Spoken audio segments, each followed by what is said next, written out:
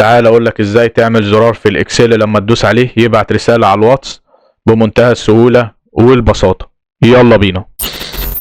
اول حاجة هنصمم الجدول اللي انت شايفه قدامك ده. طبعا تقدر تصمم الجدول اللي على مزاجك. انا عندي جدول هنا فيه اسم الموظف ورقم تليفونه والرسالة اللي انا عايز ابعتها له، وعامل عمود للايقونة بتاعت الواتساب اللي هدوس عليها فابعت الرسالة. انا هنكتب المعادلة دي مع بعض. يلا بينا. هقول له بيساوي هايبر لينك اهو، ومن هايبر لينك هفتح علامتين تنصيص وهحط الرابط بتاع الواتساب اهو. لو مش عارفه اكتب لي في التعليقات وابعته لك. واقفل علامتين التنصيص. هحط بعد كده رقم التليفون، فعشان احط رقم التليفون هعمل علامة اند شيفت و7 وهختار رقم التليفون عندي موجود في بي 4 اهو.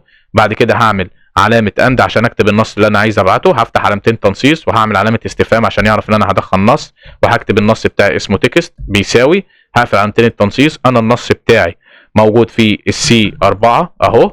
بمنتهى البساطة نحط الاول علامة اند وبعد كده سي 4 اهو زي ما انت شايف قدامك اهو. بعد كده دي كده المعادلة بتاعتي. انا بعد كده هعمل فاصلة منقوطة. هو بيقول لي الفريندري نيم او الاسم اللي انت عايزه يظهر. انا هحط ايقونه، انت تقدر تحط اي حاجه. انا اهو هختار الايقونه دي اهو زي ما انت شايف عندي من على الجهاز اهي، وهحطها ما بين علامتين تنصيص. هقفل كده المعادله بتاعتي وادوس انتر اهي. ادي الايقونه. تعال نكبروها الاول مع بعض كده شويه اهو. هنكبروها كده ونديها مثلا لون اخضر غامق عشان تبقى تعبر عن الواتساب. هدوس كده على المربع الصغير تحت ده عشان المعادله تشتغل اوتوماتيك مع باقي الارقام. ميزه الطريقه دي ان انت تقدر تكتب في كل عميل او لكل موظف رساله مخصصه ليه، وطبعا تقدر تبعت رساله مخصصه لكل موظف. انا هدوس كده على الرابط اهو زي ما انت شايف هيفتح لي اهو الواتساب اهو. هقول له كونتنت تو ويب او زي ما انت عايز، لو عايز تفتح التطبيق اهو.